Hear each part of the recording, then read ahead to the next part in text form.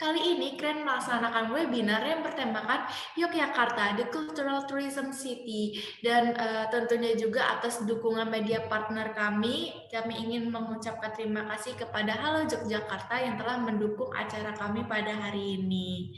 Daerah istimewa Yogyakarta yang dikenal sebagai salah satu daerah unik di Indonesia yang masih sangat kental dengan adat dan budayanya. Berbeda dengan daerah lainnya, daerah ini dipimpin oleh Sultan dari Kesultanan Yogyakarta yang juga memimpin sebagai gubernur. Dengan masih kuatnya unsur budaya di Yogyakarta, berbagai tempat wisata di kota ini juga menunjukkan banyak corak budaya dan sejarah Yogyakarta.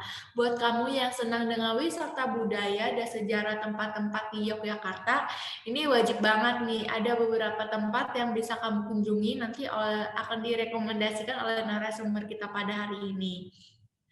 Jadi di sini sesuai tema Yogyakarta The Cultural Tourism City. Nah, tentunya saya ingin memperkenalkan sekilas tentang Badan Otorita Borobudur. Fungsi otoritatif itu artinya Badan Otorita Borobudur diberi lahan seluas 309 hektar untuk dibuat menjadi tempat kawasan pariwisata baru. Itu letaknya di Bukit Menoreh. Untuk membedakan dengan Candi Borobudur, makanya kita kasih namanya Borobudur Highland. Nah, tugas yang kedua adalah tugas fungsi koordinatif.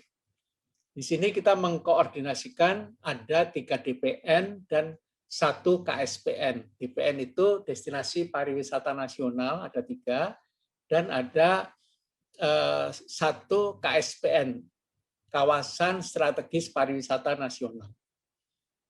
Nah, ini saya sintesiskan itu bahwa budaya adalah norma-norma, aturan-aturan, dan nilai-nilai yang dianut dalam sebuah masyarakat yang membentuk sikap dan tingkah laku anggota masyarakat yang membedakan masyarakat suatu daerah dengan masyarakat daerah yang lainnya. Jadi ini memang relatif teoritis lah. Pertama, bahasa. Jadi kita kalau di Jawa Tengah itu namanya bahasa Jawa. Jawa Barat ya bahasa Sunda dan lain sebagainya. Itu yang membedakan, jadi unsur di dalamnya. Terus ada pengetahuan. Nah, pengetahuan ini juga merupakan unsur kebudayaan juga.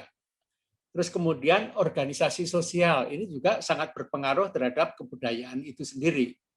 Kemudian juga religi, kemudian juga peralatan hidup dan teknologi, kemudian ekonomi dan kesenian. Terwujudnya peningkatan kemuliaan martabat manusia Jogja, ini visinya. Kalau misinya, jadi beda antara visi dan misi adalah, kalau misi itu adalah aktivitas kegiatan hari-hari untuk mencapai visi.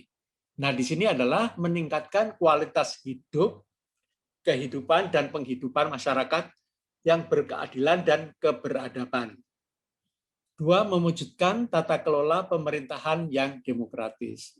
Kalau kita bicara Candi Prambanan ini letaknya adalah di sebelah timur kota Yogyakarta. Jadi berada di Kabupaten Sleman. Nah, yang menarik di Candi Prambanan ini kan terkenal dengan cerita yang namanya Loro Jonggrang. Nah, yang menarik lagi, kalau teman-teman semua mau ke Prambanan ini, di sana ada yang namanya Pagelaran Ramayana. Pagelaran Ramayana ini diselenggarakan malam hari, ya. Jadi seperti tampilan yang di sebelah kanan ini adalah contoh Ramayana. Kota Gede Yogyakarta. Kota Gede Yogyakarta ini termasuk daftar kota terindah ini versi CNN Internasional. Ini letaknya di daerah Kota Gede. Kota Gede itu nama suatu daerah memang. Nah, yang menarik dari Kota Gede ini arsiteknya ini ada arsitek Islam dan ada sedikit arsitek modernnya, sehingga membentuk ya kota yang sangat indah lah Kota Gede ini. Di sana terkenal dengan souvenir dalam bentuk silver. Makanya Kota Gede itu diistilahkan sebagai kota perak, karena banyak sekali toko-toko yang menjual souvenir yang berbentuk perak. Nah, ini merupakan sisa-sisa kerajaan. Nah, di sana yang menarik adalah kalau kita sore hari ke sana, kita melihat sunset itu sangat indah sekali. Ini namanya Candi Ratu Boko. Jadi kita bisa melihat sunset di sana. Nah, kemudian setiap sore itu ada kegiatan untuk penarik daya tarik wisata di situ. Dia letaknya ada di belakangnya Keraton Yogyakarta. Nah, ini tempat mandi-mandi putri-putri Kerajaan Yogyakarta. Makam raja-raja di Imogiri ini juga peninggalan budaya yang sangat luar biasa. Ini kalau ada raja yang meninggal atau mangkat, itu dimakamkannya di makam raja-raja di Imogiri ini. Nah, yang menarik ini adalah tangganya itu banyak banget. Jadi sering dipakai teman-teman anak-anak muda untuk taruhan berapa jumlah sampai ke atas. Karena kan sering kita itu kalau menghitung kan terulang-ulang kembali sehingga sering nggak tepat. Nah, ini yang jadi sering dipakai untuk tebak-tebakan itu seperti itu. Di Jogja itu ada yang namanya kegiatan sekaten, memperingati kelahiran Nabi Muhammad. Sekaten itu dari kata-kata sahadaten, artinya bersahadat. Ada juga ritual melasti di Parangkusumo. Ini banyak penduduk daerah Jogja yang beragama Hindu masih melakukan ini. Ini biasanya menjelang perayaan Nyepi agama Hindu. Ini di melarung ya, melarung itu melarutkan sesuatu ke laut. Benteng ini dulu oleh Belanda dipakai untuk membentengi mereka dari serangan-serangan pihak luar, tetapi sekarang peruntukannya digunakan untuk museum. Terus kemudian kita juga punya Malioboro dan Tugu Yogyakarta. Nah, di situ dimulai dari Tugu Yogyakarta. Banyak sekali sering ada happening-happening yang memang di-create oleh para kawula muda yang ada di Yogyakarta ini. Sudah disampaikan oleh Pak Agus bahwasannya Yogyakarta itu mempunyai banyak nama gitu. Mungkin Pak Susah sudah tahu bahwa Jogja itu dikenal dengan kota pelajar, kota seniman, kota budaya, kota pariwisata, sejarah, kota perjuangan, dan yang tak kalah pentingnya bahwasanya museum di Yogyakarta itu juga dapat disebut sebagai kota museum. Karena apa? Karena di Jogja itu, daerah istimewa Yogyakarta kurang lebih itu sekitar 38 museum. Para peserta yang berasal dari Jawa mungkin tahu dengan tembang pocong ya, itu ternyata keberadaan benteng ini itu diabadikan melalui sebuah tembang ini. Setelah berdiri bentuknya sangat sederhana, kemudian arsiteknya ini dulu di bawah pengasuhan Insinyur Franz Hak, kemudian juga pada awalnya benteng ini dinamakan Rustenburg. Rusten itu adalah tempat peristirahatan, Burg itu artinya benteng. Jadi Rustenburg itu adalah mananya adalah benteng tempat peristirahatan.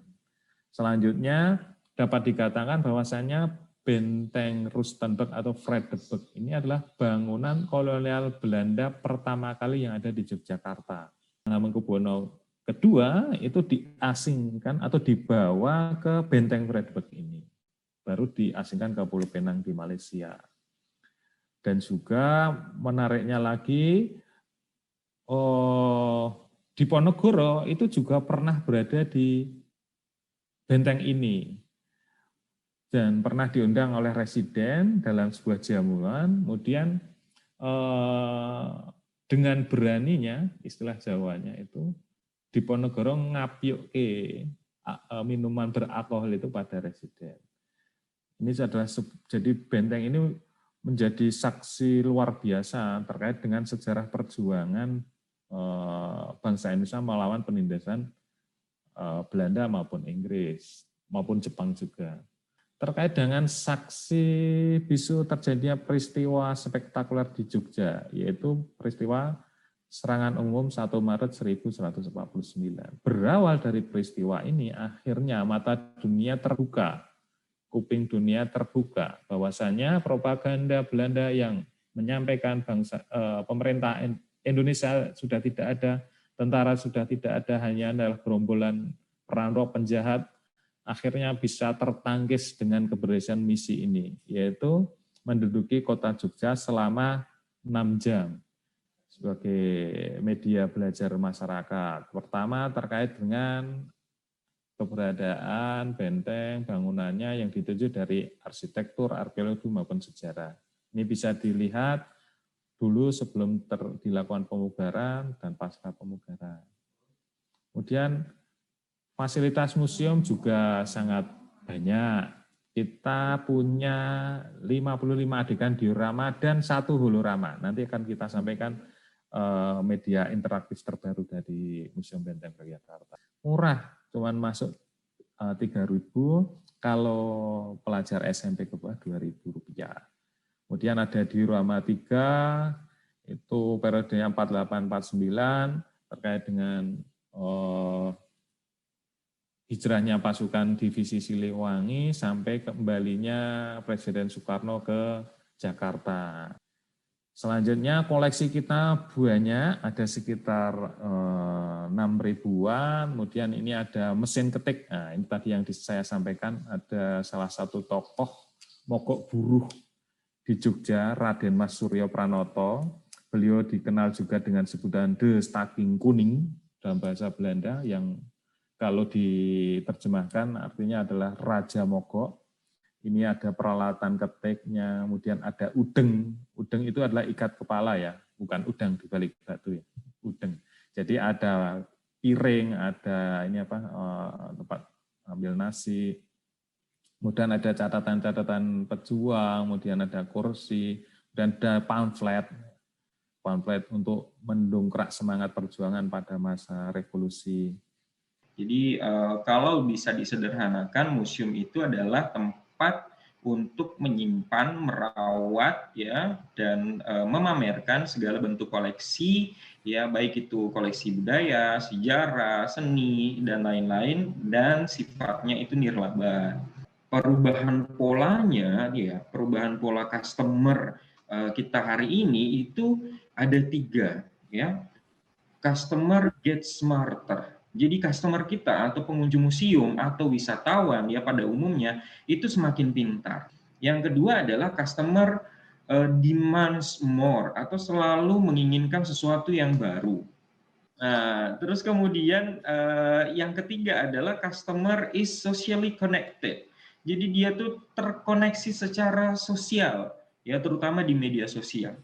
Terus kemudian, nah ini dia, the most potential customer adalah millennials. Ya, millennials itu yang lahir tahun 1981. Ini sebenarnya definisinya macam-macam ya, tapi saya pakai satu definisi aja. Kelahiran 81 sampai tahun 2000. Nah, 23,77% dari 268 juta jiwa penduduk Indonesia adalah milenial. Apakah generasi milenial itu malas ke museum? Saya pikir dari sekian banyak teman-teman milenial yang kami tanya ya, yang kami wawancarai, yang kami ajak ngobrol, itu mereka sebenarnya tidak malas ke museum. Ya, malah sebenarnya mereka itu punya rasa tertarik untuk berkunjung ke museum. Mungkin itu secara performa itu tidak menarik, sehingga kemudian mereka mengeneralisir gitu loh. Sehingga mereka akhirnya malas ke museum. Kalau selama ini kita lihat museum itu hanya tampil sebagai something to see, hanya melihat, ya, menyentuh nggak boleh, gitu kan, sesuatu yang dilakukan. Terus kemudian something to touch, ya itu tadi saya katakan beberapa koleksi itu tidak boleh disentuh, ya buatlah tiruan koleksinya. Dan something to buy, ada sesuatu yang dibeli.